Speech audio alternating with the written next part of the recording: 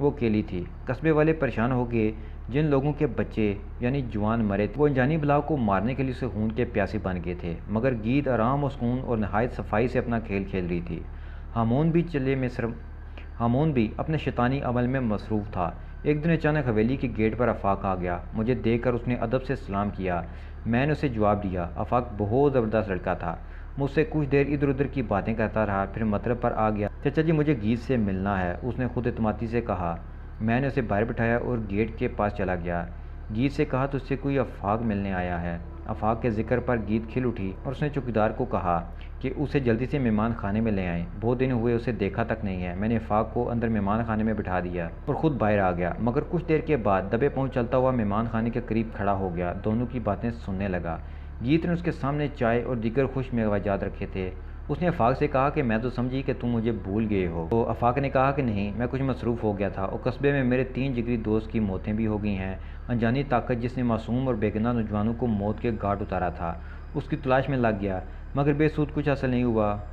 تب مجھے احساس ہوا کہ آپ بھی ایک دن اکیلے باہر نکلی تھیں، اس لیے میں سیدھا یہاں چلا آیا۔ اب آئندہ بالکل بھی اکیلی باہر نہ نکلنا، کیونکہ قصبے میں کوئی انجانی بلا آ گئی ہے جو نوجوانوں کے خون کی پیاسی ہے۔ گیت نے اسے کہا کہ نہیں، میں اس کے بعد اپنے گھر سے بالکل بھی نہیں نکلی۔ دراصل اموات والی بات میں نے بھی سنی ہے، مگر مجھے ابھی تک یقین نہیں آ سکا۔ آفاق کیا تمہیں پتہ ہے کہ تم بہت خوبصورت ہو؟ گیت نے معصومیت سے کہا۔ ہاں مجھے معلوم ہے، یہ بات گاؤں کی اکثر لڑکیاں کرتی ہیں اور یہ بات ثابت ہو گئی ہے، کیونکہ یہ بات قصبے کی ایک اور پرکشش لڑکی نے کی ہے۔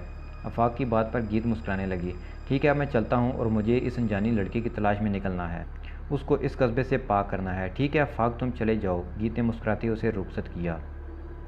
اس دن گیت آرام کرتی رہی، مگر جیسے ہی شام کے سائے پھیلنے لگے گیت باہر نکل گئی۔ میں گیت کی دیدہ دلیری سے حیران رہ گیا، کیونکہ قصبے والے ہر جگہ اس انجان لڑکی کی تلاش میں سرگرداں تھے جس نے نوجوان لڑکوں کو موت کے گھاٹ اتار دیا تھا۔ اس بار بالکل مخالف سمت میں چل رہی تھی، اور وہ اس بار جھنڈ میں بالکل بھی نہیں جا رہی تھی جہاں پر گہرے گہرے اور اونچے اونچے گھنے درخت تھے۔ گیت اس بار کسی اور ویرانے کی طرف چل دی تھی۔ شام کے سائے رات میں تبدیل ہو گئے، مگر گیت بالکل بھی نہیں ڈری، وہ بدستور آگے ہی آگے بڑھتی رہی۔ اس ویران اجاڑ راستے پر کوئی بھی نہیں تھا سوائے گیت کے۔ گیت شاید بہت پیاسی تھی، اس جیسے تمام خطروں کو مد نظر رکھتے ہوئے حویلی سے باہر شکار کھیلنے نکلی تھی۔ گاؤں والے ٹولیوں کی صورت میں جمع تھے۔ آفاق بھی گاؤں والوں میں شامل تھا، اس لیے کیونکہ اس کے 3 جگری دوست بھی اس خونی بلا کے شکار ہو چکے تھے اور اس بلا کو موت کے گھاٹ اتارنا چاہتے تھے، اور اس انجانی بلا سے اپنے جگری دوستوں کا بدلہ بھی لینا چاہتا تھا۔ میں نے کچھ فاصلہ رکھ کر گیت کا تعاقب کیا۔ گیت میرے تعاقب سے بے خبر تھی۔ گیت جھاڑیوں کے ایک جھنڈ میں رک گئی اور وہ درختوں کے اسی جھنڈ میں چھپ کر بیٹھ گئی۔ گاؤں والے دوسری جانب تھے، شام تھی، میں بھی ایک درخت پر چڑھ کر بیٹھ گیا۔ کچھ دیر کے بعد چند نوجوانوں کا وہاں سے گزر ہوا۔ یہ ٹولی یقیناً انجانی بلا کی تلاش میں تھی اور ان کی ہاتھوں میں مشعلیں بھی تھیں۔ گاؤں والے نوجوان تعداد میں 4 تھے، وہ بے فکری سے وہاں سے گزرنے لگے جہاں گیت چھپی ہوئی تھی۔ جب 3 نوجوان گزر گئے، چوتھا سست تھا اور بیزار بھی تھا، وہ آہستہ آہستہ چل رہا تھا۔ گیت جھنڈ سے باہر نکلی اور اس آہستہ چلنے والے کو دبوچ لیا۔ دونوں دوبارہ لمحوں میں درختوں کے جھنڈ میں غائب ہو گئے تھے۔ لڑکے نے شور مچانے کی کوشش کی ہوگی، مگر وہ شیطان کی بیٹی کے شکنجے میں بری طرح پھنس گئے تھے۔ اب وہ کیا شور مچاتا؟ گیت کا ہاتھ اس کے منہ پر تھا۔ وہ تینوں جو آگے چل رہے تھے بے خبری میں ہی آگے بڑھ گئے۔ صبح لوگوں کو کھیتوں میں ایک اور نوجوان کی لاش ملی۔ یہ لاش بلا تلاش کرنے والوں میں سے ایک کی تھی۔ عفان تو جیسے اس دن شدید غصہ میں آ گیا تھا۔ اس نے فیصلہ کر لیا کہ وہ ضرور اس بلا کو ڈھونڈے گا اور گاؤں کو اس انجانے خوف سے نجات دلائے گا۔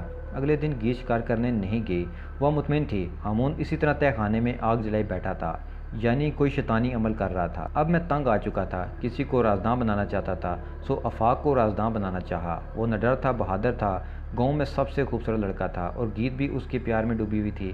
اس نے آفاق کو کچھ نہیں کہا تھا، نہ اس کا شکار کیا تھا، بلکہ وہ اس سے شدید محبت کرنے لگی تھی۔ اور پھر جب اگلے دن آفاق حویلی آیا، وہ گیت سے ملنے آیا تھا۔ گیت سو رہی تھی۔ میں نے موقع محل دے کر آفاق کو سب کچھ بتانے کا فیصلہ کر لیا۔ آفاق مجھے چچا جی کہہ کر بلاتا تھا۔ آفاق مجھے آپ کو کچھ بتانا ہے۔ کیا چچا جی؟ آفاق نے میرے قریب بیٹھتے ہوئے کہا۔ آپ یہاں نہ آیا کرو۔ میری بات سن کر آفاق حیرت سے گنگ رہ گیا۔ مگر کیوں چچا جی؟ بیٹا میں نے نہ آنے کا کہا ہے تو کوئی بات تو ہوگی، میں نے سمجھاتے ہوئے کہا۔ مگر وہ وجہ مجھے بتائیں تو صحیح۔ وہ اپنے کمرے میں سو رہی ہے چچا جی، میں اس کے کمرے میں جانا چاہتا ہوں۔ میں نے پوچھا کیوں؟ میں اسے مار دینا چاہتا ہوں، ابھی اور اسی وقت۔ آفاق کی بات سن کر میں تھر تھر کانپ اٹھا۔ آفاق تم اسے مارو گے کیسے؟ وہ تو انجانی طاقتوں کی مالک ہے۔ دل میں مچلتا سوال لبوں پر آ گیا۔ چچا جی آپ اس کی چچا آپ اس بات کی فکر نہ کریں، میں نے قسم کھائی تھی کہ میں اس گاؤں سے اس نادیدہ بلاگ کا خاتمہ کروں گا، اور اب جب مجھے پتہ چل گیا ہے تو میں کیوں پیچھے ہٹوں؟ بیٹا تم کہہ تو ٹھیک رہے ہو، مگر اگر وہ مری نہ تو پھر تمہیں مرنا ہوگا، اور تم اس گاؤں کے سب سے نڈر و بہادر لڑکے ہو، میں تمہیں کھونا نہیں چاہتا۔ آپ جو سوچ رہے ہو اگر ویسا ہو گیا تو پھر ٹھیک رہے گا، ہمیں ایک عذاب سے چھٹکارا مل جائے گا۔ ٹھیک ہے چچا جی، آپ بے فکر رہیے، میں اس کے خاتمہ کے لیے اپنی زندگی بھی داؤ پر لگا سکتا ہوں، بس مجھے یہی موقع بہتر لگ رہا ہے۔ اگر ہامون کا چلہ ختم ہو گیا پھر ہم کچھ نہیں کر سکیں گے۔ آفاق کھڑے ہوتے ہوئے بولا، ٹھیک ہے بیٹا جیسے تمہاری مرضی، مگر میں پھر بھی کہہ رہا ہوں کہ ایک مرتبہ پھر سوچ لو۔ اچھا تو پھر میں نے سوچ لیا ہے، مجھے یہی بہترین موقع لگ رہا ہے۔ تو پھر ٹھیک ہے، جو تیسرے نمبر کا کمرہ گیت کا ہے، میں نے اسے سمجھاتے ہوئے کہا۔ ٹھیک ہے میں ابھی جا رہا ہوں کہ تم اسے مارو گے کیسے؟ ہاں میرے پاس فی الحال کوئی ہتھیار نہیں ہے، مگر میرے بازوؤں میں دم ہے، میں اس کا مقابلہ کر سکتا ہوں۔ ٹھیک ہے جاؤ بیٹا۔ آفاق کمرے کی طرف جانے لگا، میں بھی آہستہ آہستہ چلتا ہوا اس کے پیچھے پیچھے چل دیا۔ گیت کے کمرے کا دروازہ نیم ہوا تھا۔ آفاق دبے پاؤں چلتا ہوا نیم کھلے دروازے سے اندر داخل ہو گیا۔ میں چلتا ہوا دروازے کے قریب رک گیا۔ گیت سو رہی تھی۔ کچھ لمحوں تک آفاق گیت کے معصوم چہرے کو دیکھتا رہا، پھر گیت کے قریب رکھا ہوا تکیہ اٹھایا اور گیت کے منہ پر رکھ دیا۔ تکیہ رکھتے ہی گیت کے چہرے پر دباؤ ڈال دیا، اٹھنے لگی اور وہ مچلنے لگی، مگر واقعی آفاق کی مضبوط بازو میں بہت دم تھا۔ اس نے تڑپتی ہوئی گیت کو قابو کر لیا اور کوشش کرنے لگا کہ اس کی روح جلدی سے جسم کا ساتھ چھوڑ دے۔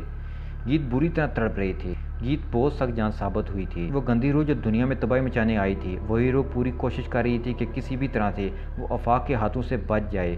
15 منٹ گزر گئے۔ آفاق پسینے پسینے ہو گیا تھا، مگر گیت بھی پوری طرح مزاحمت کر رہی تھی۔ وہ روئی کا نرم ملائم تکیہ تو اس کے لیے پھانسی کے پھندے سے بھی زیادہ خطرناک ہو گیا تھا۔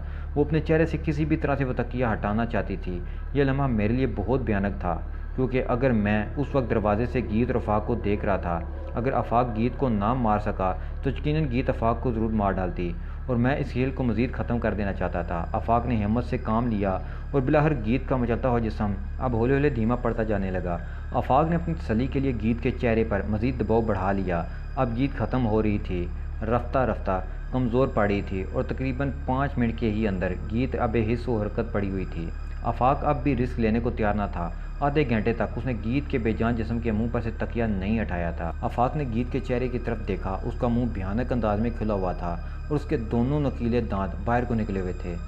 چچا اب کیا کریں؟ میں نے اس کا خاتمہ کر دیا ہے۔ ہاں بیٹا تم نے اس چاند کی بیٹی کو ختم کر دیا ہے، مگر وہ جادوگر اب بھی زندہ ہے، وہ ضرور خبردار ہو گیا ہوگا اور وہ کچھ نہ کچھ ضرور کرے گا، کیونکہ اس جادوگر کی ایما پر ہی شیطان کی بیٹی گیت کو انسانی دنیا میں بھیجا تھا۔ میں نے خدشہ ظاہر کیا۔ چچا جی آپ فکر نہ کریں، میں ہامون جادوگر کا بھی خاتمہ کر دوں گا، آپ صرف تہہ خانہ کا راستہ مجھے بتا دیں۔ میں نے گیت کی طرف دیکھا تو جردری لے کر رہ گیا۔ گیت کی کھلی آنکھیں جو موت کی جدوجہد کے وقت کھلی رہ گئی تھیں، اب وہ ہلکے ہلکے انداز میں پھٹ پھٹا رہی تھیں۔ آفاق بیٹا یہ مری نہیں ہے، زندہ ہے، وہ چیخا۔ میری بات سن کر آفاق اس کی طرف متوجہ ہوا اور ان کا دونوں ہاتھوں سے گلا پکڑ لیا۔ اب آفاق کے ہاتھ گیت کے لیے پھانسی کا پھندا بن چکے تھے۔ گیت نے دونوں آنکھوں سے جب آفاق کا چہرہ دیکھا تو اس میں صرف اور صرف حیرانی تھی۔ گیت شاید یہ توقع نہیں کر رہی تھی کہ کوئی اگر اسے مار بھی سکتا ہے تو وہ آفاق ہے۔ گیت کی آنکھوں سے 2 آنسو گرے اور اس کے رخسار پر سے بہہ گئے۔ آفاق کو دیکھ کر وہ بالکل بھی مزاحمت نہیں کر رہی تھی، وہ آفاق سے پیار کرنے لگی تھی اور وہ اپنے محبوب کے ہاتھوں ہی مار رہی تھی۔ پہلے وہ سسکیاں سی لینے لگی، پھر اس کے جسم کا تنفس بہت ہی دھیرے سے چلنے لگا۔ اس بار حقیقی طور پر وہ ہار گئی، وہ آفاق کے ہاتھوں مر گئی۔ گیت کی گردن لڑک گئی، آفاق کے ہاتھوں میں وہ بے جان مجسمہ کی ایک مورت سی بن گئی۔ آفاق نے اسے چھوڑ دیا۔ وہ سمجھ گیا تھا کہ گیت اس کی طاقت سے نہیں ہاری بلکہ اس کی محبت میں ہار گئی ہے۔ جس کو گیت نے زندہ چھوڑ دیا تھا اسی نے اسے مار دیا۔ آفاق نیچے چلو تہہ خانہ میں، وہ جادوگر اب بھی اپنے چلے میں مصروف ہے، وہ چلہ ادھورا نہیں چھوڑے گا، مگر تمہیں اسے اس سے پہلے ہی مارنا ہوگا، مگر تمہیں اسے چلے سے نکالنا ہوگا، ہامون کے چلے کا ناکام بنانا ہوگا۔ میں تمہارے لیے دعا گو ہوں۔ چچا میں گیت کی لاش اٹھا کر تہہ خانے میں جاتا ہوں، وہ جب لاش کو دیکھے گا خود بخود چلہ چھوڑ کر باہر آ جائے گا۔ تب اس نے گیت کی لاش کو اٹھایا، اسے باہوں میں بھر کر نیچے تہہ خانے میں جانے لگا۔ یوں ہی وہ تہہ خانے میں گیا، اندر بہت ہی وحشت ناک ماحول تھا۔ تہہ خانے میں کئی بڑے اور بھیانک شکلوں کے بت رکھے ہوئے تھے۔ آفاق گیت کی لاش لے جاتا ہوا بالکل ہامون کے سامنے رک گیا۔ جب ہامون نے گیت کو دیکھا تو اپنے چلے سے توجہ ہٹا گیا اور حیرت سے آفاق کو دیکھنے لگا اور پھر اپنے چلے کو چھوڑ دیا۔ وہ گیت کو دیکھتے جا رہا تھا اور آفاق اسے دیکھتے جا رہا تھا۔ ہامون گیت مر گئی، آفاق نے کہا۔ تو وہ حیرت میں گم ہو گیا، اور پھر وہی ہوا جو آفاق نے سوچا تھا۔ ہامون نے بنا سوچے سمجھے حصار توڑ دیا اور گیت کو دیکھنے کے لیے حصار سے باہر نکلا۔ جو ہی ہامون حصار سے باہر نکلا، تہہ خانے میں شدید چیخ و پکار کی آوازیں آنے لگیں، جیسے ڈھیر ساری بدروہیں مل کر بیان کر رہی ہوں۔ آفاق نے گیت کا بے جان جسم چھوڑ دیا اور اب گیت کا جسم تہہ خانے کے فرش پر پڑا تھا۔ ہامون کو اپنی غلطی کا احساس ہو گیا تھا۔ جب سے چیخ و پکار شروع ہو گئی تھی، ہامون بے سکت ہونے لگا۔ اس کی نگاہیں گیت کے بے جان جسم پر ٹکی ہوئی تھیں۔ اچانک ہامون جادوگر منہ ہی منہ میں بڑبڑانے لگا۔ بڑبڑانے کے بعد جب اس کا منتر ختم ہو گیا تو اس نے ارد گرد پھونکیں ماریں اور آخری پھونک اپنے آپ پر ماری، مگر دیر ہو چکی تھی۔ چلہ توڑنے کی پتاش میں اسے آگ لگ گئی تھی۔ ہامون چیخنے لگا اور چیختے ہوئے وہ تہہ خانے میں ادھر ادھر بھاگنے لگا، اور کچھ ہی دیر میں آگ کے شعلے بڑھ چکے تھے۔ ہامون کی چیخیں بڑی بھیانک تھیں۔